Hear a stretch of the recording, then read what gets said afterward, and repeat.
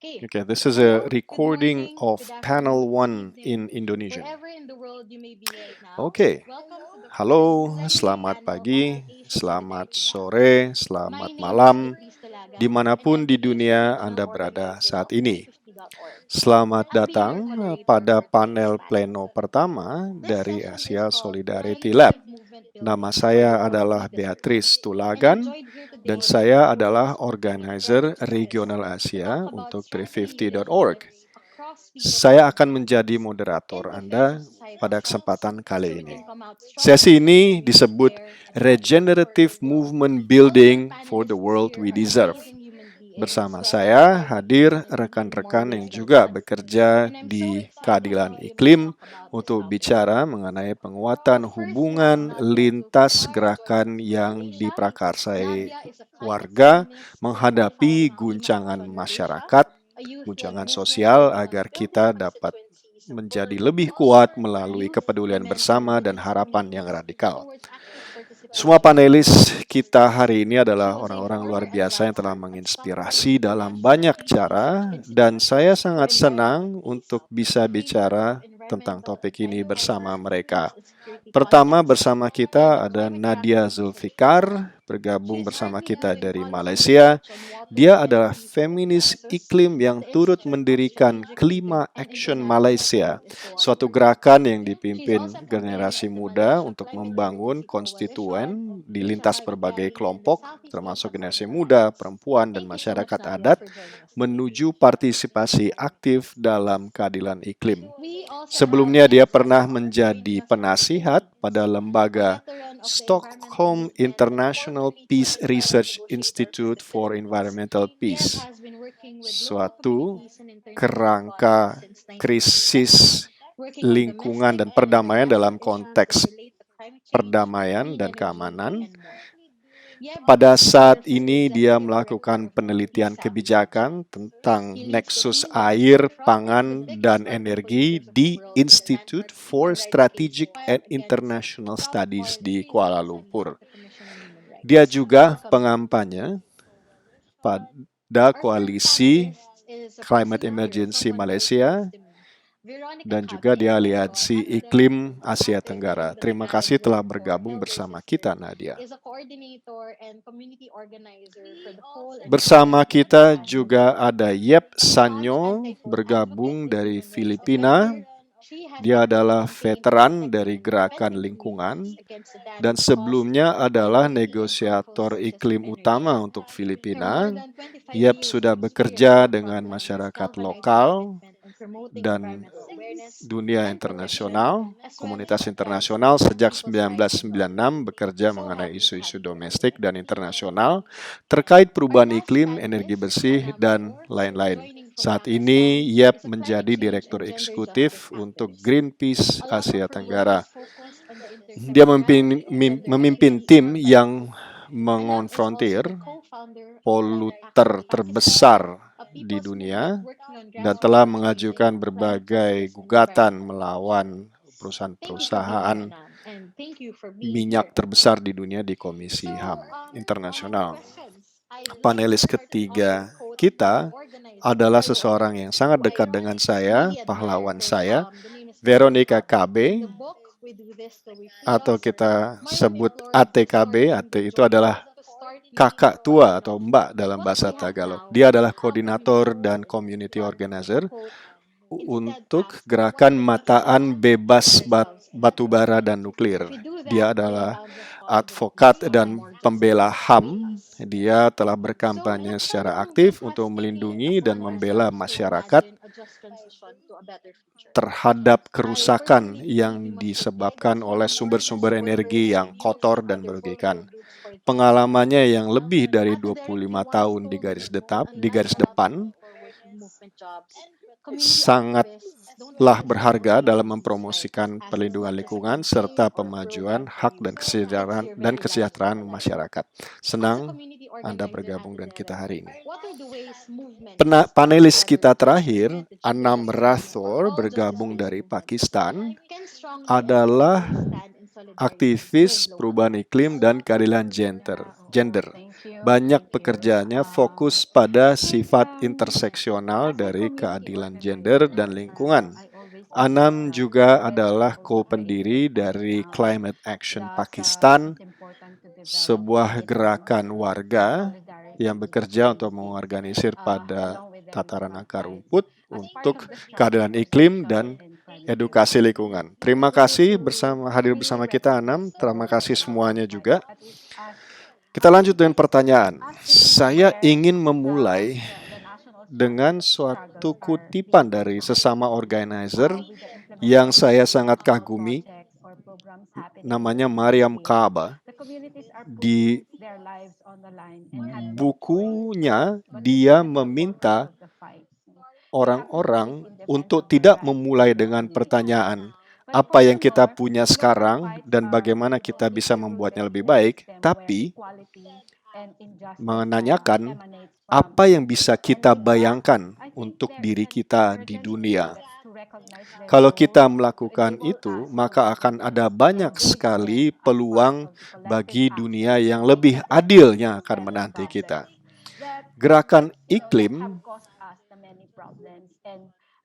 telah mulai membayangkan suatu transisi menuju dunia yang lebih adil.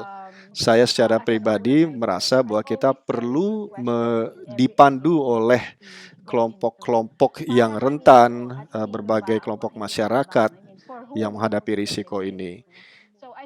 Tidak seperti banyak orang-orang yang bekerja di pekerjaan mapan, aktivis lingkungan tidak hanya melakukan kampanye atau program, tapi ini memang sudah menjadi suatu kehidupan sendiri yang dipertaruhkan. Sebagai organizer, gerakan-gerakan seperti ini, gerakan iklim, gerakan keadilan gender, atau gerakan berbasis keadilan lainnya, apa yang dapat dilakukan oleh gerakan ini dalam bersolidaritas dengan masyarakat lokal? Terima kasih. Saya rasa sebagai community organizer, saya selalu percaya bahwa gerakan itu juga diciptakan dari bawah. Oleh karena itu, penting untuk mengembangkan komitmen dan solidaritas dengan komunitas seiring dengan konteks lokalnya untuk keadilan sosial dan keadilan iklim. Kita perlu betul-betul mengakui peran dari warga lokal, karena disitulah perjuangan nasional itu dimulai. Dengan terjadinya proyek-proyek nasional atau program di masyarakat, masyarakat ini mempertaruhkan kehidupannya, dan mereka tidak memiliki pilihan kecuali memang berada di garis depan perjuangan ini. Mereka harus melakukan ini untuk membela haknya dan hak masyarakatnya. Dan lebih jauh lagi, perjuangan-perjuangan lokal ini berakar mendalam di dalam sistem di mana ketidakadilan dan ketidaksetaraan berasal. Dan disitulah penting kita mengakui peran mereka untuk membuat kita dapat bekerja dengan mereka dan melibatkan mereka dalam suatu tindakan kolektif untuk mengatasi masalah-masalah sistemik. Dan saya rasa kita terinspirasi tentunya oleh keberanian mereka dan komitmen mereka. Di dalam pengalaman saya sebagai penyelenggara atau organizer, saya selalu membawa pertanyaan ini dalam setiap pelibatan. Dalam bahasa Tagalog, untuk siapa ini kita lakukan? Oleh karena itu, saya merasa bahwa solidaritas yang kuat dapat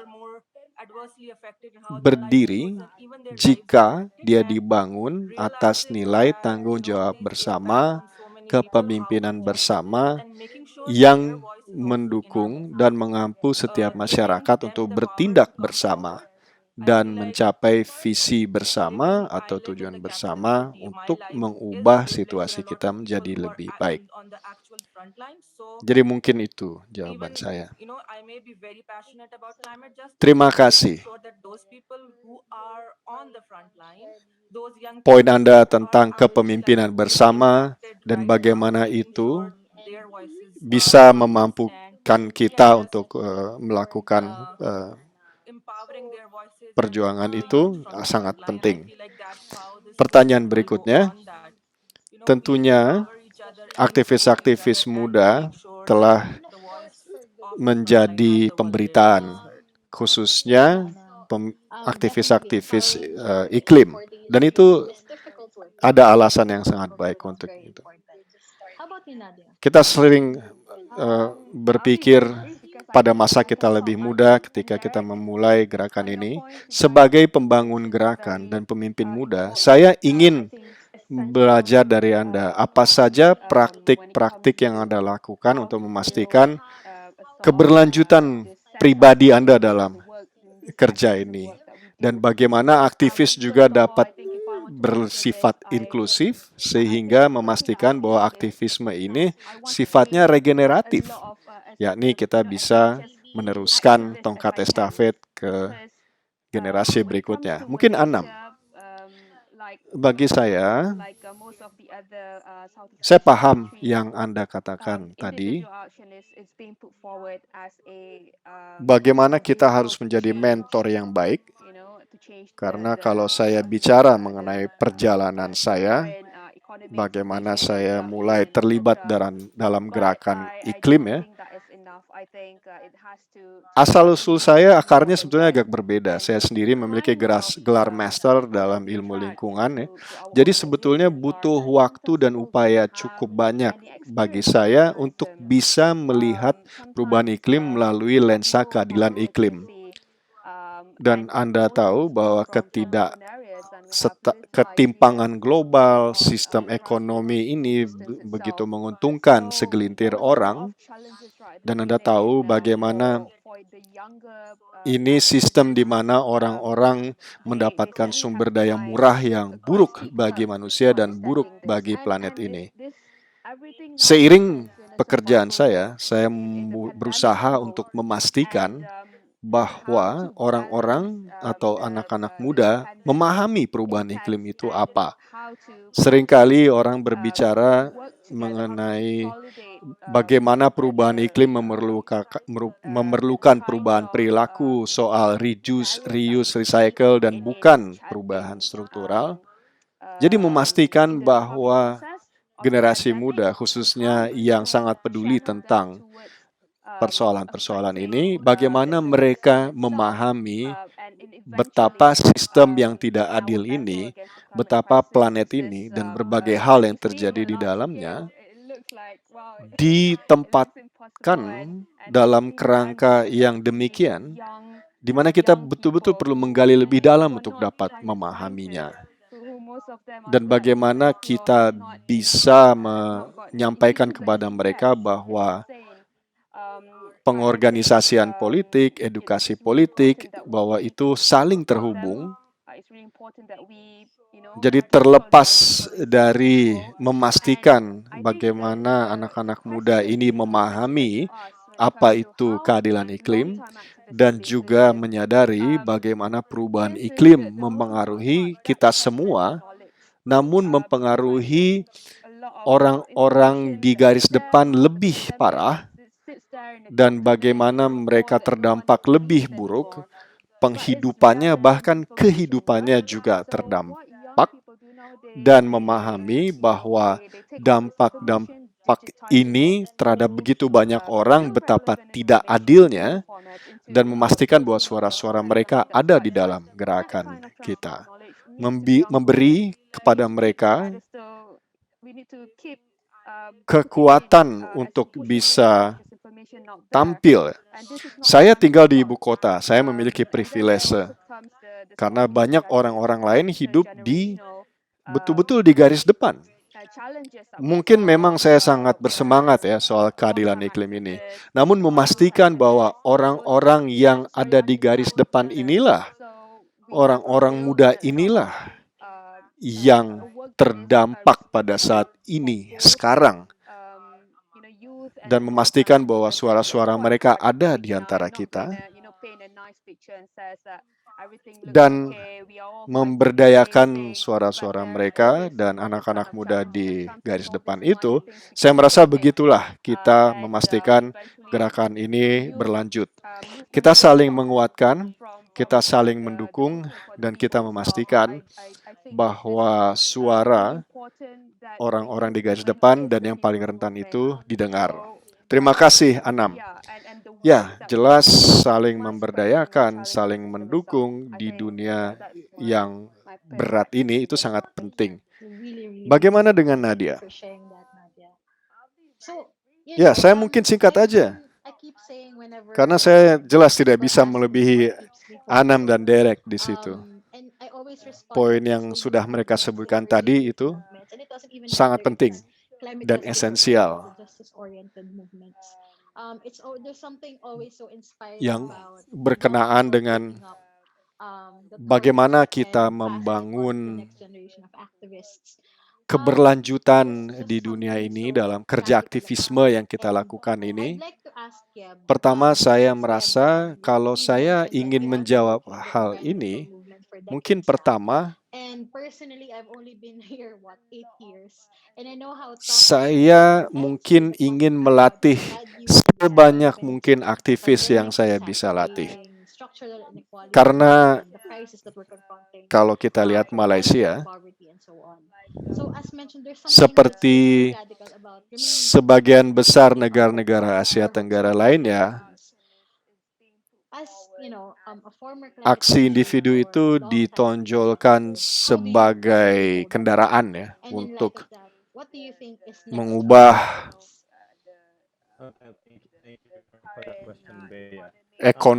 situasi ekonomi saat ini yang kita alami dan lain-lain. Namun saya tidak merasa bahwa itu cukup. Jelas harus lebih dari itu. Karena orang-orang yang kita tarik ke organisasi kami biasanya adalah orang-orang yang belum memiliki pengalaman dalam aktivisme. Dan kadang mereka memiliki literasi iklim yang rendah. Dan sebagian besar dari kita juga datang dari perkotaan yang sama sekali atau tidak banyak memiliki gambaran mengenai akar rumput. Jadi, ada banyak tantangan, mulai dari aktivis muda. Mereka harus memanjat kurva yang cukup curam sebetulnya untuk dapat memahami ini. Dan sekarang semuanya terjadi dalam moda penyintas ya, moda survival di tengah pandemi ini. Bagaimana kita mengimbangi pandemi dan dampaknya, dan bagaimana bekerja bersama mengonsolidasi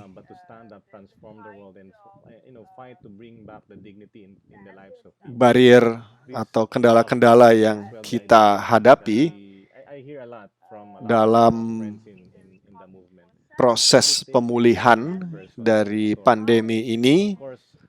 Lalu bagaimana kita bisa menyalurkan itu untuk memengaruhi sistemnya itu sendiri. Dan pada akhirnya, di dalam perjuangan kita menghadapi krisis iklim ini, ketika kita melihat dalam skala yang besarnya, terlihat seperti tidak mungkin. Dan ini dilakukan oleh anak-anak yang muda sekali. yang bukanlah ilmuwan iklim. Sebagian besar dari mereka baru saja mulai kuliah, dan bahkan ada yang belum kuliah. Itu suatu yang luar biasa, saya rasa. Dan saya rasa penting bahwa kita mendukung mereka, bahwa kita memberi solidaritas kepada anak-anak muda ini. Dan saya rasa pertanyaannya yang tadi Anda ajukan tentang bagaimana aktivis lama itu bisa menjadi inklusif, ya, itu menjadi bagian yang penting, transfer pengetahuan itu. Karena saya merasa bahwa banyak hal yang tadinya ada sebelum pandemi, yang ada dalam laporan atau dokumen yang tidak lagi dibaca oleh siapapun, dan itu adalah informasi yang relevan, ya kan? Lah, jadi apa yang dilakukan oleh anak muda ini, mereka menyerap semua informasi ini, mendigitalisasi berbagai informasi lama yang masih relevan, menjadi format baru, menjadi format media sosial. Transfer pengetahuan seperti itu harus berlangsung terus-menerus. Kita harus terus ada di panggung ini, meneruskan sebanyak mungkin informasi keluar, dan ini bukan saatnya untuk berhenti. Lalu, ini perihal tantangan antar generasi yang kita lihat, ya, di mana aktivis-aktivis lama atau aktivis muda belum tentu mereka saling memahami. Jadi kita perlu membangun semacam dunia yang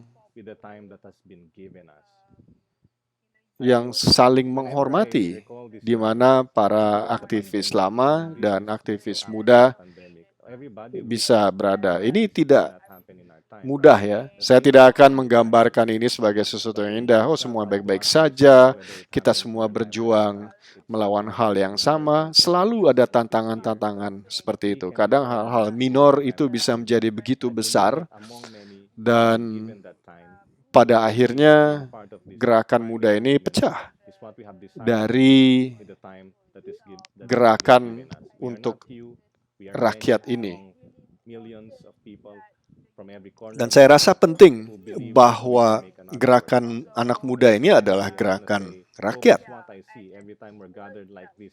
Dan pekerjaan yang kita lakukan perlu mempertanyakan dan menantang sistemnya itu sendiri. Itu mungkin perspektif saya terkait hal ini. Poin yang penting sekali, terima kasih telah berbagi tadi.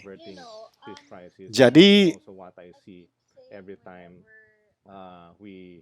setiap kali orang bertanya apa yang membuat saya terus memegang harapan, saya selalu menanggapinya dengan gerakan anak muda ini, dan tidak masalah apakah ini adalah gerakan keadilan iklim atau gerakan berorientasi keadilan lainnya, selalu ada sesuatu yang menginspirasi melihat anak muda mengambil alih obornya dan meneruskannya ke generasi aktivis berikutnya.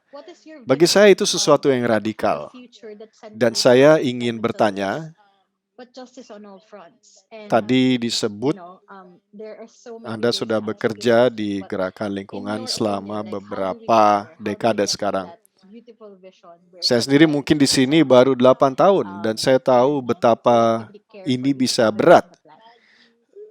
Begitu banyak serangan, begitu banyak kekecewaan, pandemi memperburuk situasi, adanya ketimpangan struktural, krisis yang terus-menerus kita hadapi, iklim, kemiskinan, dan lain-lain. Jadi bagi saya, ada sesuatu yang sangat radikal dari ini yang mempertahankan harapan kita, terlepas dari berbagai persoalan ini. Sebagai mantan negosiator iklim, seorang aktivis yang sudah lama, bagaimana pandangan Anda tentang harapan ini? Dan menurut Anda, apa berikutnya untuk gerakan ini? Terima kasih atas pertanyaannya.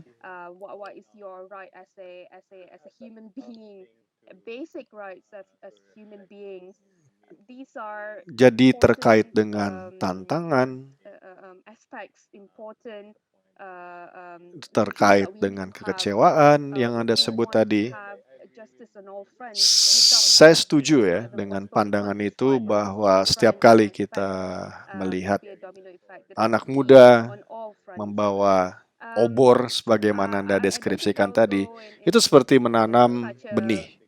Dan itu memang radikal ya, karena menanam benih itu adalah suatu terobosan keyakinan ya, leap of faith. Kita percaya saja bahwa ketika kita menanam benih, maka benih itu akan tumbuh di masa depan. Dan ini juga sangat baik terkait dengan perasaan Anda ketika kita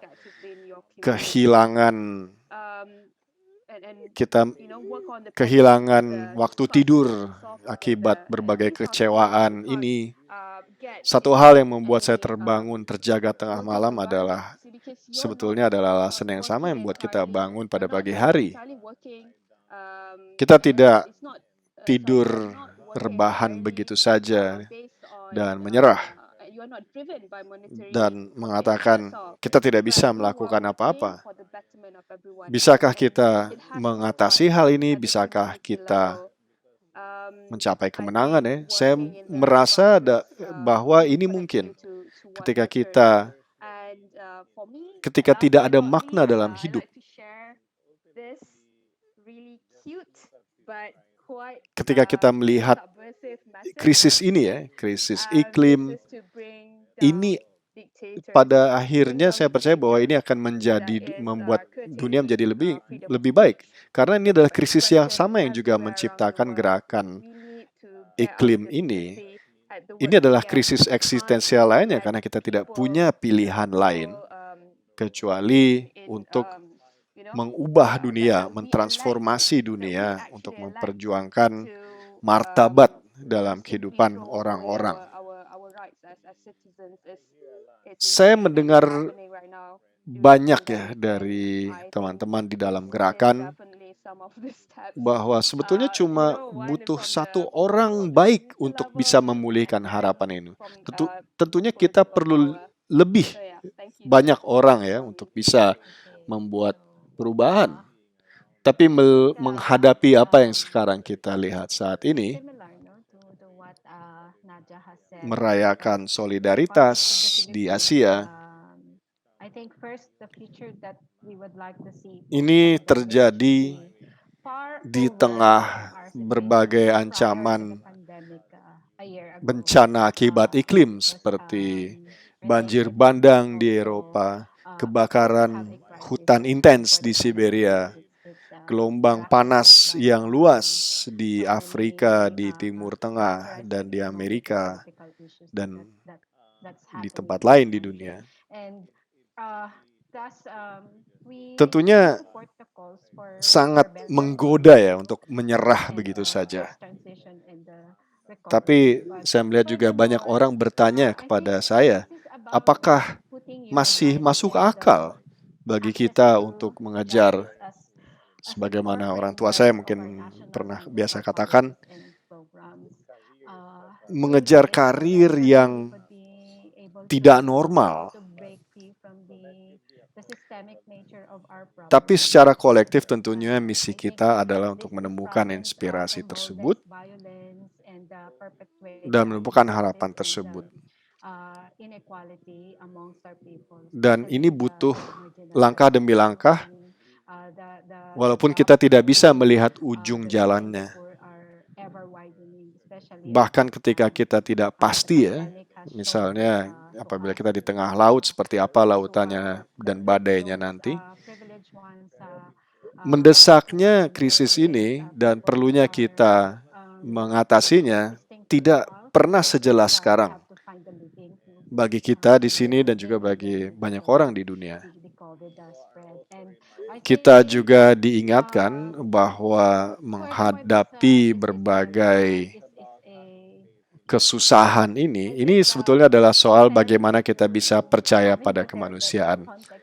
Ada begitu banyak contoh yang baik sekali bagaimana kemanusiaan pada akhirnya menemukan jalan keluar, misalnya penghapusan perbudakan atau mengonfrontir krisis iklim. Kita harus berdiri bersama dan menciptakan masyarakat global yang baru dan adil. Itu artinya juga kita harus meninggalkan normal lama dan kita harus menyambut masa depan yang lebih baik. Mungkin saya ingin menutup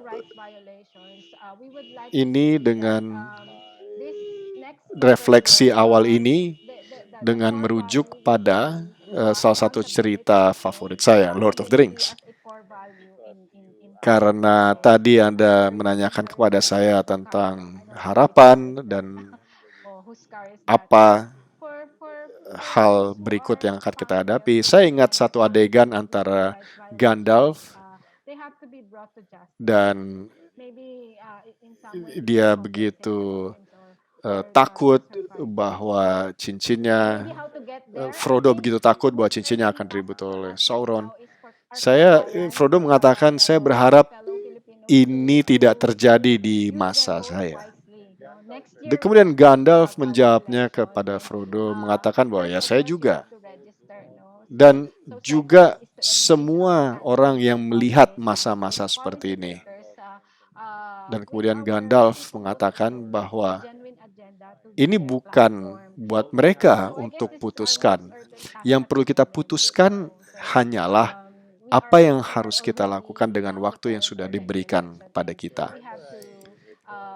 Setiap kali saya ingat dialog atau adegan itu, saya selalu ingat tentang pandemi ini. Semua orang tentunya berharap bahwa ini tidak terjadi di masanya. Sama pula dengan krisis iklim. Tapi tentunya ini bukan terserah kita, dia terjadi apa tidak di masa kita hidup. Ini terjadi di luar kendali kita.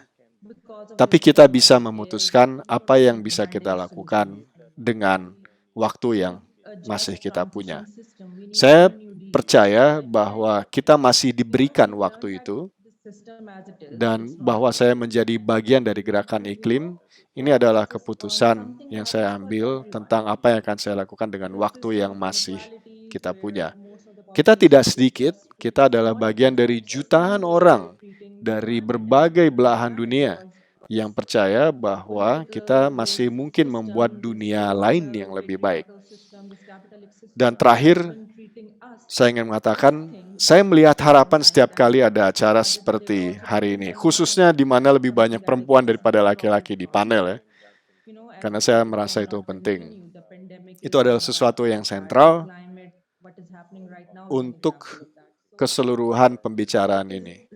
Karena pemberdayaan itu adalah kunci untuk merayakan solidaritas, untuk mengatasi krisis ini, dan saya juga berharap bahwa inilah yang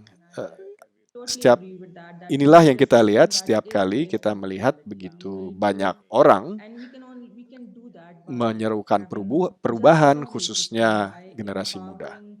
Terima kasih. Terima kasih, sangat indah apa yang Anda katakan tadi.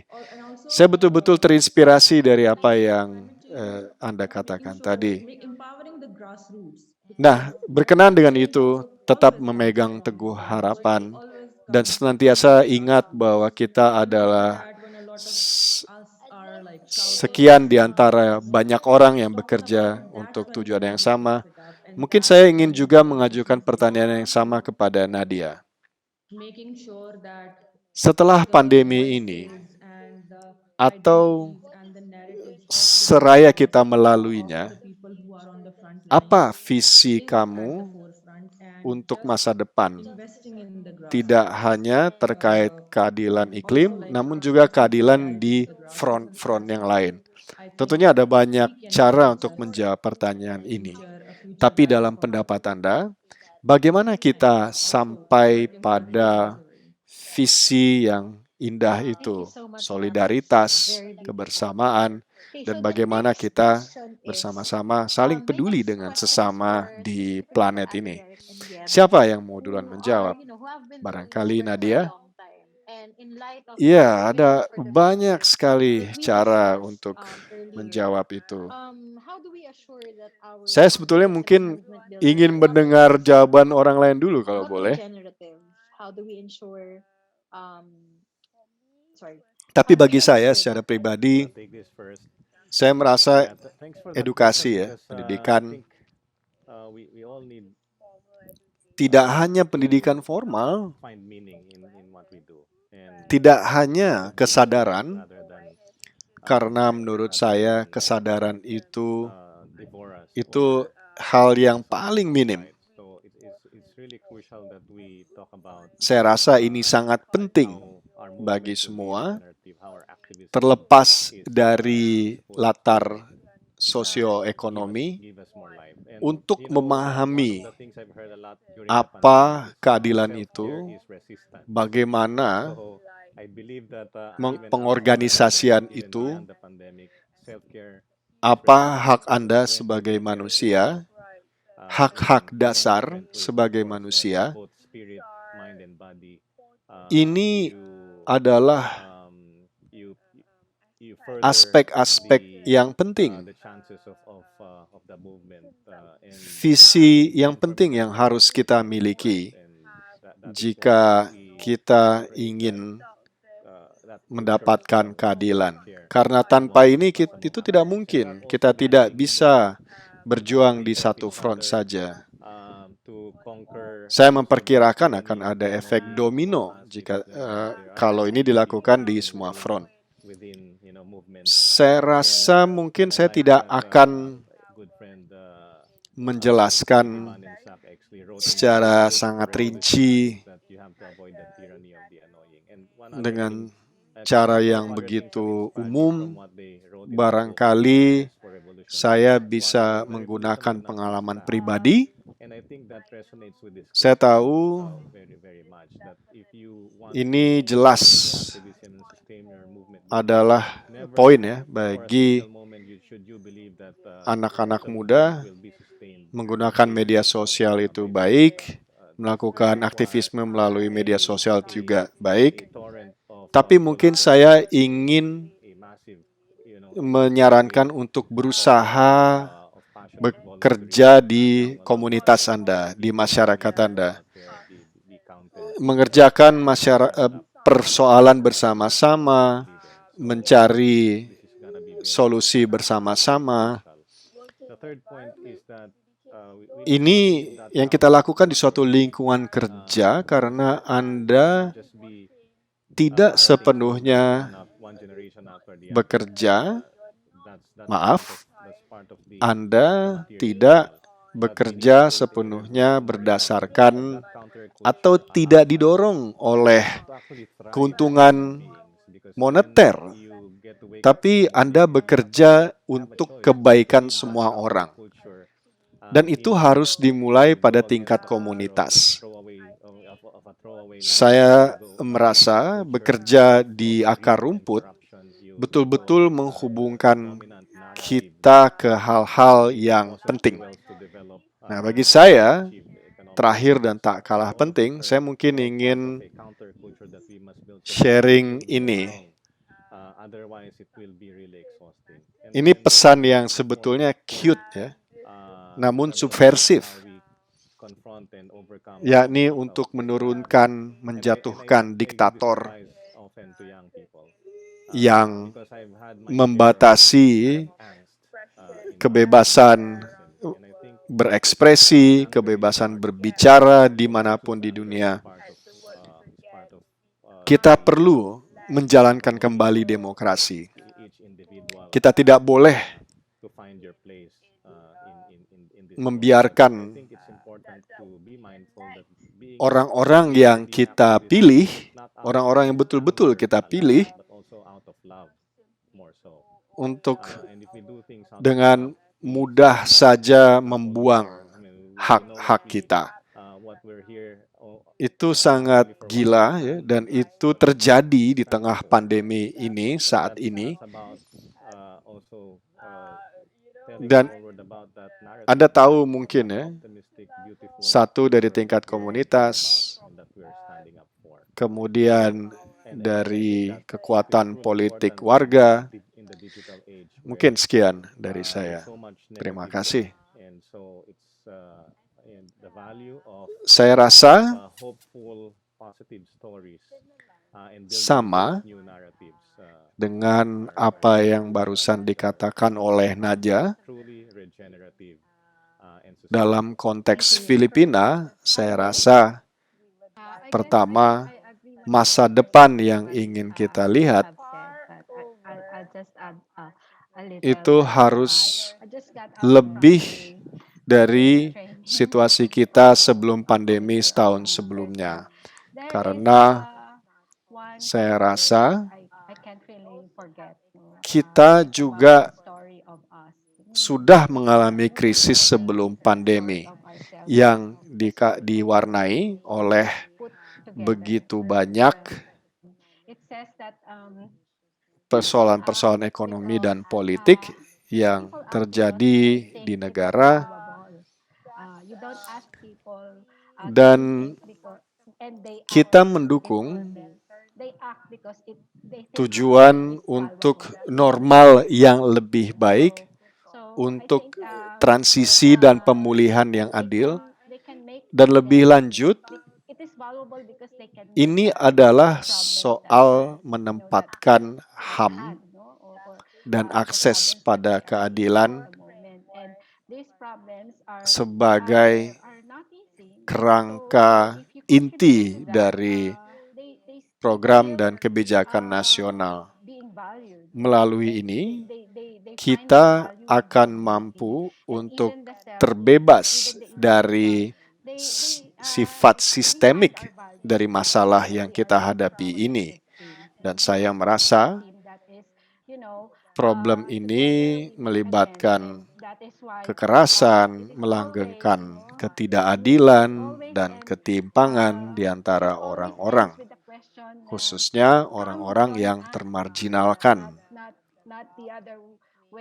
Kesenjangan antara yang kaya dan yang miskin semakin melebar, khususnya pada masa ini.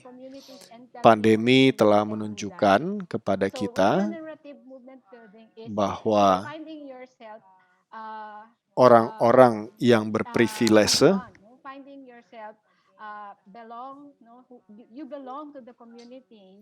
melawan orang-orang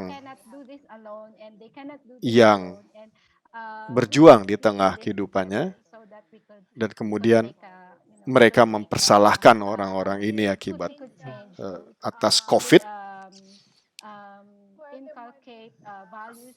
Saya rasa sistem ini lebih jauh lagi.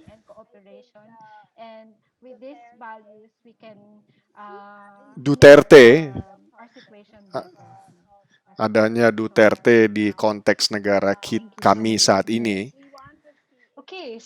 kita ingin melihat masa depan tanpa Duterte. Kita begitu lelah ya, dengan presiden yang seperti ini, atau siapapun yang berafiliasi dengannya, dengan kebijakan-kebijakannya dan program-programnya yang betul-betul menarget orang miskin dan pengkritiknya, dan orang-orang yang bertanggung jawab atas ini, yang akuntabel atas ini, atas pelanggaran HAM. Kita ingin melihat bahwa pemerintah berikutnya Nilai-nilai intinya adalah akuntabilitas sebagai nilai inti dalam pelayanan publik. Mohon maaf, tadi mobilnya menyala alarmnya. Tidak tahu mobil siapa. Nah, bagi orang-orang yang bertanggung jawab dan bersalah atas pelanggaran HAM, mereka harus diadili dan mungkin kita bisa mengompensasi korban-korbannya juga. Bagaimana kita sampai ke situ? Saya rasa tugas paling mendesak bagi kita adalah sesama orang Filipina, kita harus menggunakan suara kita dengan bijak. Tahun depan kita akan ada pemilihan umum lagi, dan pertama-tama tentunya Anda harus mendaftar, dan kedua, kita harus melibatkan diri dengan para pembuat kebijakan, dengan politisi-politisi itu, agar mereka mengadopsi agenda yang baik sebagai platformnya. Saya rasa itu mungkin tugas kita saat ini. Saat ini kita sudah mulai bersiap menghadapi pemilihan umum ini. Kita harus senantiasa waspada agar demokrasi kita tidak dirusak lagi. Mungkin begitu, maaf. Terima kasih. Kalau Ana, bagaimana? Apa visi Anda untuk masa depan?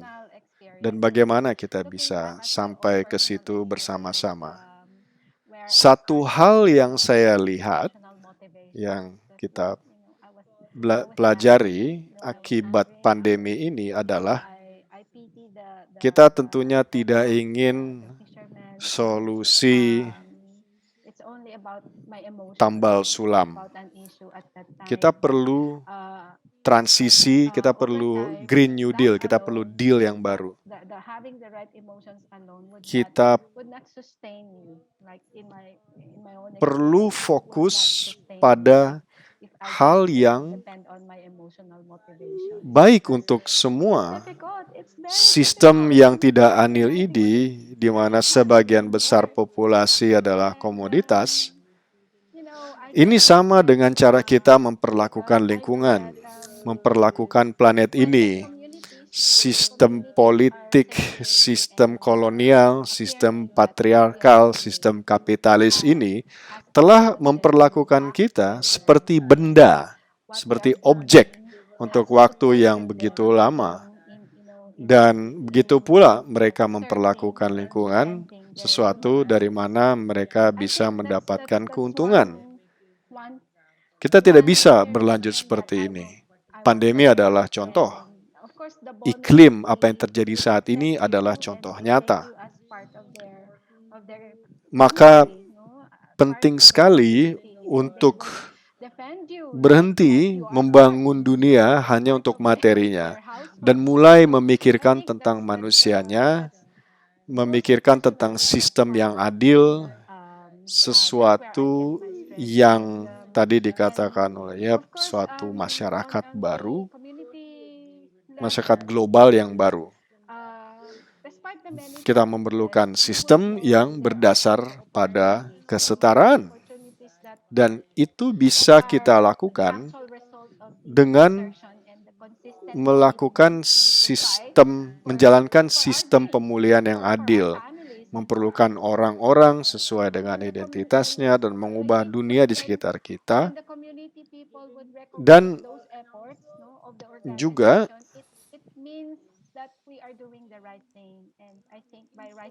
perubahan iklim ini, kita perlu memberdayakan akar rumput. Karena perubahan selalu muncul dari bawah.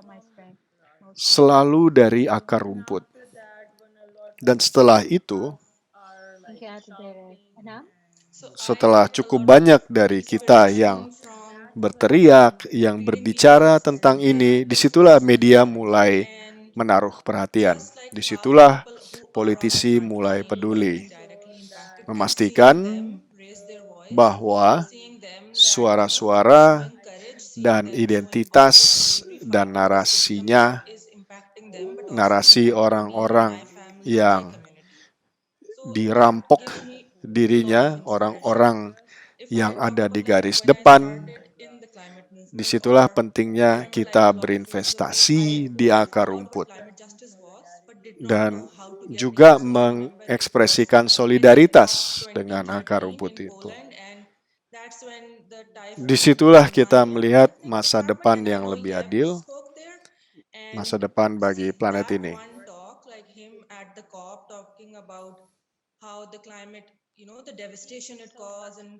Terima kasih Anam, sangat baik yang Anda katakan. Pertanyaan berikutnya khususnya ke AT Derek dan Yan yang sudah melakukan pekerjaan ini untuk waktu yang lama.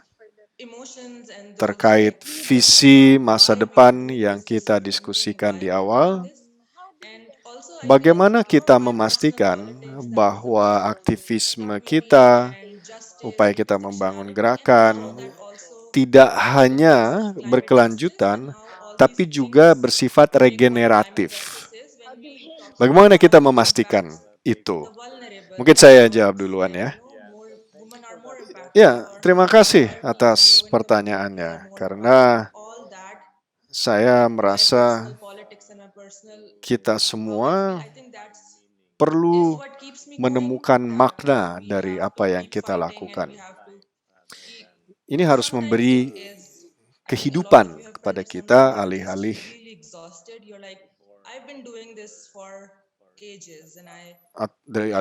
meruntuhkan atau memakan kita.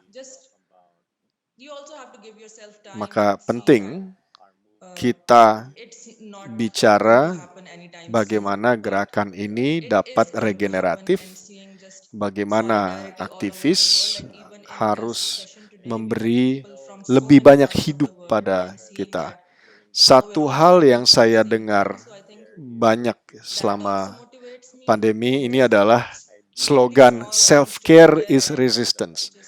Merawat diri adalah perlawanan. Saya merasa bahkan di luar pandemi pun, ketika kita merawat diri itu adalah bentuk perlawanan. Ketika kita merawat dalam banyak cara, merawat jiwa, merawat pikiran, merawat badan kita, Anda meningkatkan peluang bahwa gerakan ini akan berhasil. Dan bagi saya itu krusial. Itulah kenapa kita perlu memastikan bahwa kultur self-care ini, perawatan diri ini, adalah bagian dari aktivisme. Ini juga berarti kita saling merawat yang lain untuk juga meruntuhkan tirani orang-orang yang mengganggu di antara kita, tyranny of the annoying, ya, di dalam gerakan-gerakan itu. Dan rekan teman yang baik ya pernah menulis buku bahwa kita harus menghindari tyranny of the annoying itu. Berapa hal lain yang juga menginspirasi saya. Buku Rules for Revolutionaries itu, aturan-aturan bagi revolusioner. Ini juga selaras dengan pertanyaan itu tadi. Jika kita ingin meneruskan aktivisme, meneruskan pembangunan gerakan, jangan pernah Anda percaya sedikit pun bahwa gerakan itu dapat berlanjut dengan membayar orang. Karena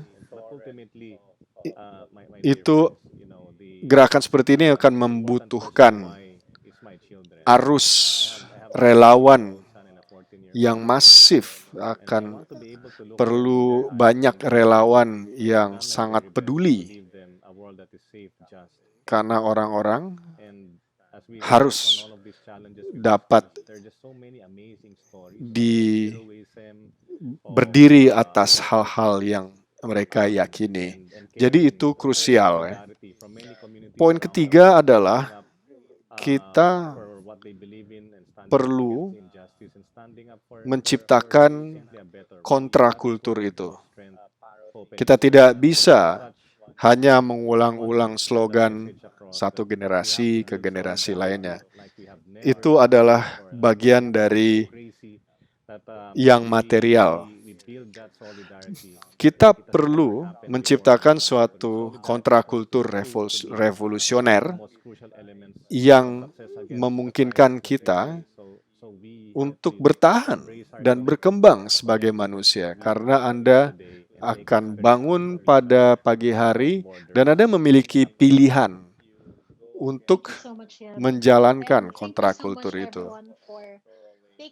Anda misalnya memilih untuk melawan kultur gaya hidup yang boros, yang membuang-buang, kultur korup, narasi-narasi dominan yang mengatakan, oh kita perlu bahan bakar fosil untuk berkembang, sumber daya murah. Ini adalah bagian dari kontrakultur yang harus kita bangun agar kita bisa merasa kerasan, karena jika tidak, kita akan sangat lelah. Kemudian poin keempat, mengenai bagaimana kita mengonfrontir dan mengatasi kendala-kendala. Saya sering memberi saran ini kepada anak-anak muda.